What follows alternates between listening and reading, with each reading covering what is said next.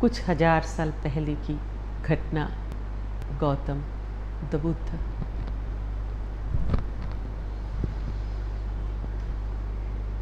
कहीं पे उनकी कोई छवि, प्रतिकृति, मूर्ति जैसे भी हम देखते हैं, बस वो मूर्ति देखे तो मन में क्या दिखता है?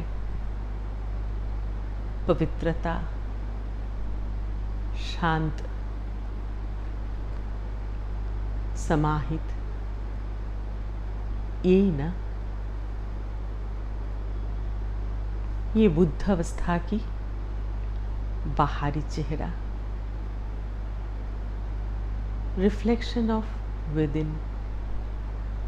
जो अवस्था अंदर हुए हैं पूर्णता से, उसकी चेहरा। पहले अगर पवित्रता शब्द को लिया जाए,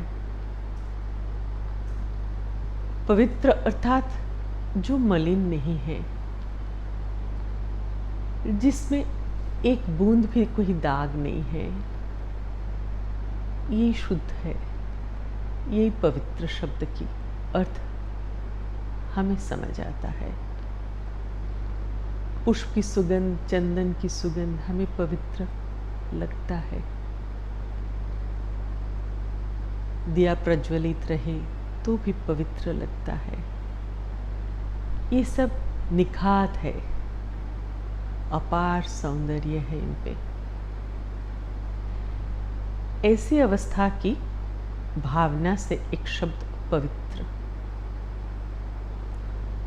अर्थात उनकी अंतर्मन संपूर्ण पवित्र हो गए हैं।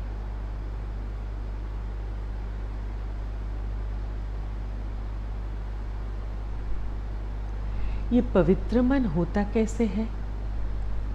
अर्थात निखात होगी, अमलिन होगी। कैसे? ये मन,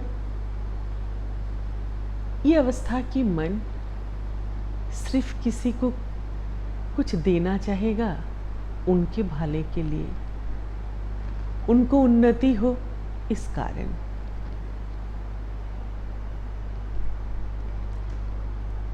इसमें जो आनंद प्राप्ति उनको होता है, उसमें आनंद घन रहता है इनका मन।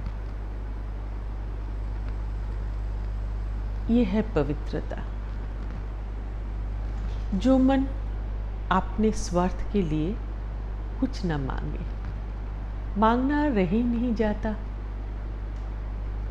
क्योंकि ईश्वर दर्शन होने के बाद, ईश्वर मिलन होने के बाद, ईश्वर की हो जाने के बाद, वही आकाश, चंद्र, सूर्य की जैसे सिर्फ देने पे ही आनंद रहता है।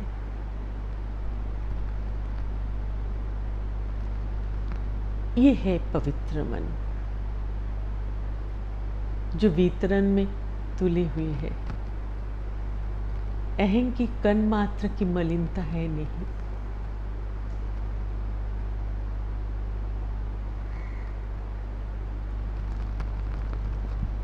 इसके बाद की शब्द शांत। पवित्र जब मन होता है तब वो मन स्थिर होता है, निष्कंप, कोई कंपन नहीं, स्थिर। किस पे स्थिर? ईश्वर अवस्था में मन रखे हुई स्थिर मन। कर्म करते हैं, क्यों बुद्ध होने के बाद गौतमा क्या काम नहीं किए? बहुत काम किए, सभी के लिए किए, लेकिन कर्मों में कर्ता भाव नहीं होता। सिर्फ उनके लिए जीना, उनके लिए करना। कर्ता भाव कब सम्मिलित हो गया ईश्वर पे, खबर भी नहीं रहा। ये अवस्था की चेहरा शांत होती है। जब ऐसी पवित्रता, शांतता आती है ना, तब शरीर में ऐसी एक स्निग्धता, एक श्री आती है जिसमें कोई प्रेम छोड़ के कोई एमिनेशन नहीं, अपनापन छोड़ के कोई एमिनेशन नहीं। वहाँ पर कोई हिंस्र जानवर भी आ जाए तो भी शांत हो जाते हैं।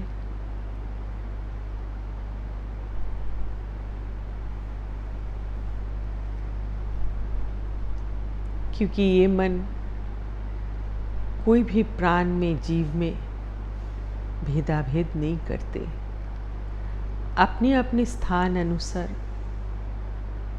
उनको सम्मान करते, उनको प्यार करते।